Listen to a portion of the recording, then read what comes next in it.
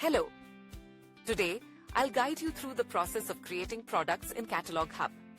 Start by navigating to the Inventory section on the navigation bar. Within Inventory, you'll find a section called Products. Click on Create Product and enter an appropriate product name. For instance, let's create a product for a necklace. Enter a name that fits this item. Next, add a description for it. You can then choose images for the product. We'll also need to input details like weight, price, and quantity for the default variant. Suppose the weight is 10 grams. Enter the corresponding price for this product. You can also specify the quantity and the SKU number.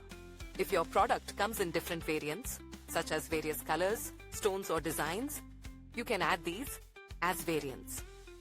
Once you're done, click on Create, and the product will be successfully created.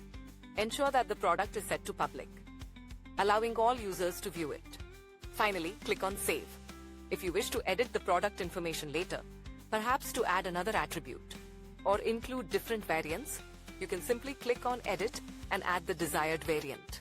For instance, let's consider this as the new variant. Name it as Rose Gold Plated Necklace. Again, ensure that it is set to public.